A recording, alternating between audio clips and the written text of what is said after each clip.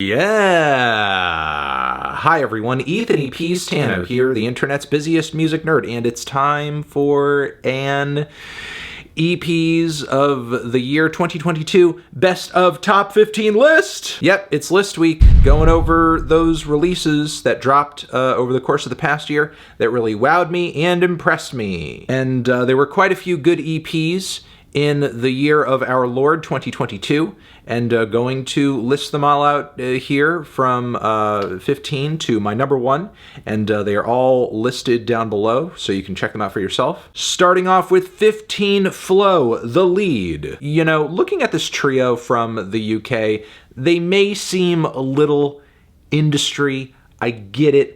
I understand, but this is a really good quality R&B EP with those late 90s, early 2000s aesthetics nailed down perfectly. The songwriting is on point, the production is on point, giving those really like amazing back in the day, almost like Destiny's Child type of vibes. The lyrics are good as well. And track for track, there's not like one big fat miss on the record. It's just like a good project. Again, if you're an R&B fiend and you're looking for a young up-and-coming group that looks like they have a lot of potential, this is worth listening to, because if this is your sound, if this is your style, you're not going to be disappointed with this. I would also say that is the case for our number 14 spot, this new SPI split EP, which they put out with the band Maniac, and this thing is easily some of the most blistering, fast, loud, and crushing hardcore I've heard all year. The guitars are going crazy, the vocals are going crazy, the speed is there as well on these 4 tracks. The volume and distortion are just skull-smashing and brain-melting. If you are looking for something that is truly vicious and unrelenting,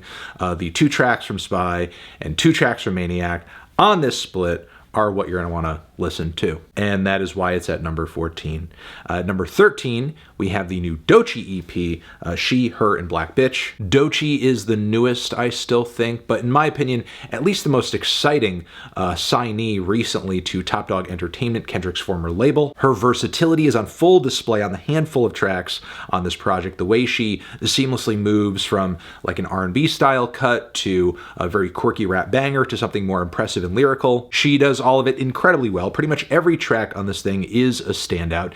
It's not a super cohesive project overall, but what it lacks in that, it makes up for in excitement, because I think it gives us a lot to look forward to as far as what Doechii can do artistically into the future. And in this little taste, in this little preview, I think that she has shown herself to be creative and bold, eccentric, and someone to watch. Next, at number 12, it is Cryolot's Icarus EP.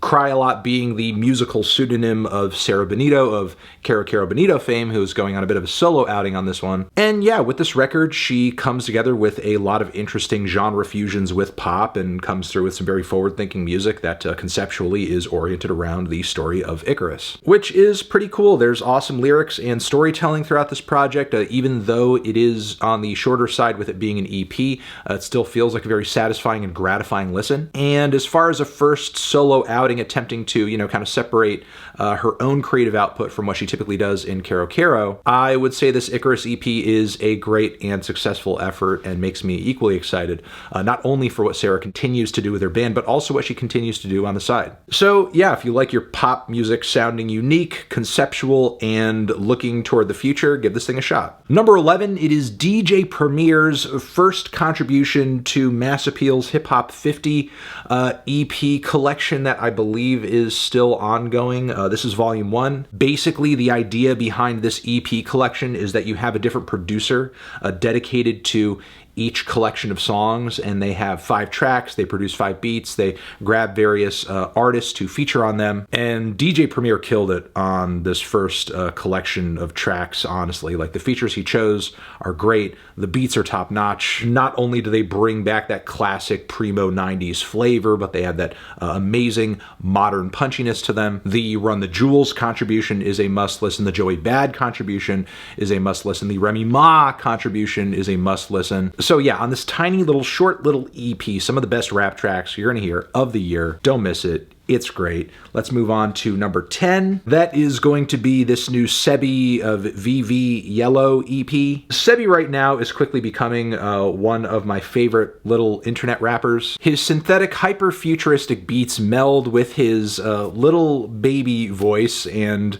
funny tongue-in-cheek lyrics in a way that is just exciting, unique, fun, and endlessly catchy, especially on this EP, which I can't really get enough of for some reason.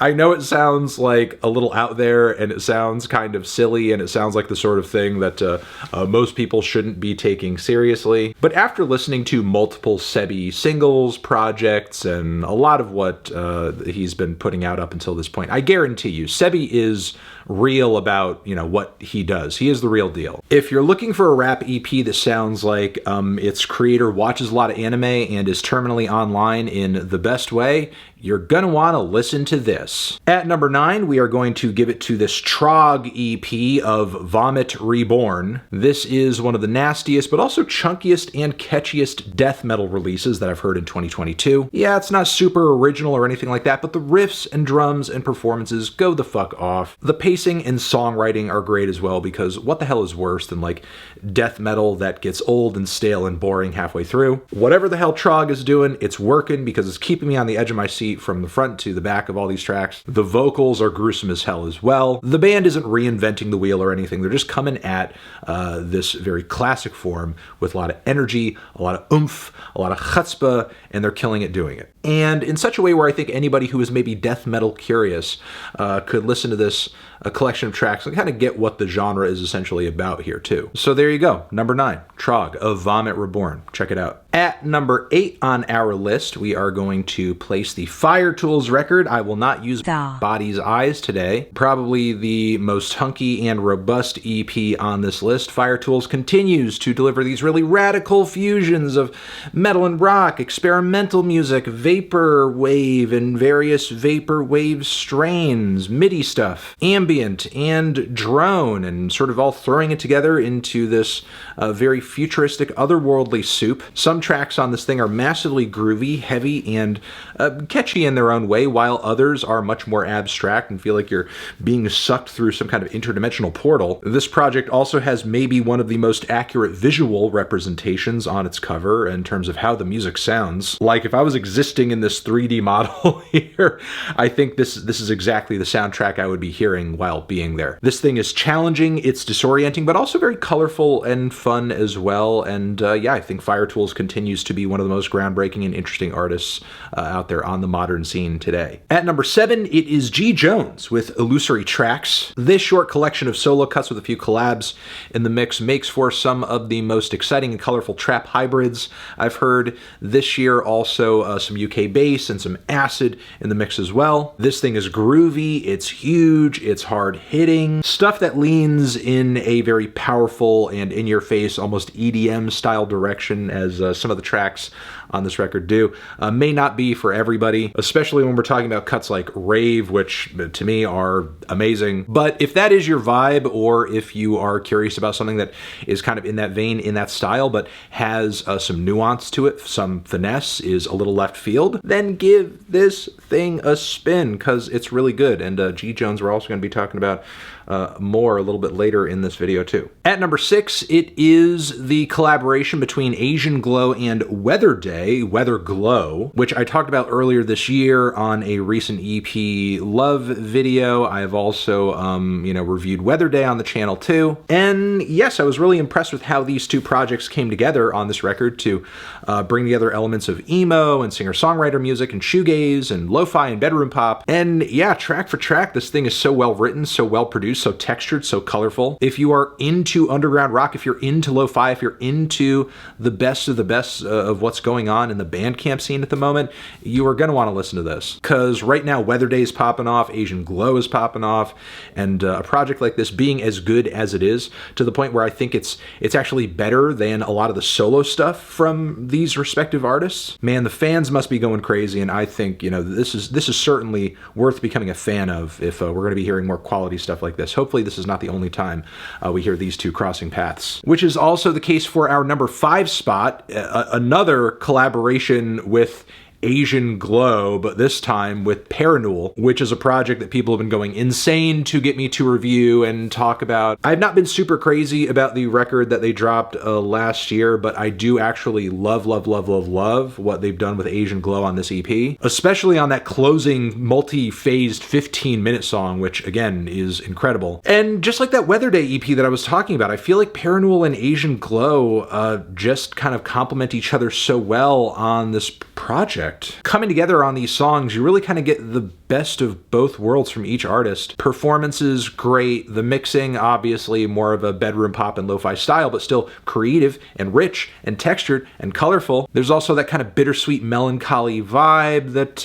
you know, comes into play with a lot of this bedroom pop stuff. And yeah, this one is amazing too. Asian Glow killing it this year on 2 collaborative EPs. What more could you want? I mean, maybe 3, but give it time. At number 4, shout out to Lustsick Puppy on this As Hard As You Can EP. If you're looking for some jittery, insane industrial hip-hop mixed with a bunch of other totally disorienting shit. Andy Morin of Death Grips fame is featured on a track as well, so, you know, industrial hip-hop fans, take notice. I mean, if that's the kind of vibe that you're into, if that's the energy that you like, this Lustsick Puppy EP is definitely bringing it in its own way. From the title track to Boy Destroyer to Horniest Song Ever and Ego Bruiser, this thing is loaded with bangers. The vocals are nuts, the instrumentals are nuts. Once again, another project that sounds terminally online, but in a really aggressive and scary way. But yeah, this thing hits hard and is amazing, and you know, given that it is kind of a breakout EP, has me crossing my fingers hoping that we get an album from Lustsick Puppy at some point in 2023. At number 3, I would put Cohort B 1001 Lukewarm USA, which is kind of funny. This project I came across just by doing a reviewing your music segment on our Twitch page. The band itself like threw this record my way, and it just managed to be one of the most exciting and fun post-hardcore and noise rock records I've heard this year. The performances are absolutely fucking wild. The lyrics are on point. The vocals are frantic and intense and in your face. The riffs are there as well, and sometimes quite cheeky and off-kilter. The bass and drums, the rhythm section locks in really nicely. It's a very intense and visceral listen, and I can only hope the band gets more attention off of this project and me endorsing it, because this thing kicks fucking ass and they deserve more fans, more attention, more of an ability to continue doing what they do, because they did it with a lot of heart on this project, and we got to have more of that. I want to hear more of that. I want more, so stream this shit, please. Okay, at number 2, we are talking about G. Jones again, this time with Eprom on the Acid Disc 2 EP. These two coming together again on another EP of cuts where they are collaborating but also swapping off, just kind of going back and forth with their own interpretations of acid music, and coming up with a lot of wild, insane, noisy, disorienting, and very creative spins on it in the process. Amazing that they were able to come together under the same concept umbrella again with another record so many years later, because you obviously have the original Acid Disc project. But yeah, this one's even wilder and crazier, and makes me hope that the third one comes sooner rather than later, because they did so well here. Because this thing is loaded with so many versatile and exciting takes on acid music, I'm desperate for more. Not a moment on this thing is wasted. It is fun from front to back. Then finally at number 1, our number 1 spot is going to Nisemono from Ginger Root, which is the musical pseudonym of songwriter, multi-instrumentalist, and producer Cameron Liu, who, yeah, wrote this banger of a little hypnagogic pop EP over here with just one amazing, super catchy, sweet song after another with vintage classic production, starry and infectious choruses, grooves for days, and cute, sweet, soft boy vocals that has almost that like really up close ASMR tinge in your ear. But yeah, damn, what a collection of songs on this thing, and some of the best, you know, bedroom and hypnagogic stuff I've heard in a long time. So if you're looking for some pop music that is replayable for days and has kind of a mature and a very experienced flavor to it, give this one a listen. Give it a spin. Because Ginger Root isn't just like throwing out pastiche here. The details, the nooks and crannies of these songs are there too. You can tell listening to this record that Cameron is a very detail-oriented person, because like everything just has, you know, little fun, colorful layers to it that I love peeling back as I listen to this project. And I think with that we are going to leave it there. Those are my top 15 EPs of the year. Happy to recommend them to you. I hope you listen to them, enjoy them, and have a good end of your year, 2022. Transition, have you given any of these EPs a listen? Did you love them, hate them? Why? What do you think I should EP next? Over here next to my head is another video for you to check out. Hit that up with a link to subscribe to the channel. Anthony Fantano, EPs 2022 forever.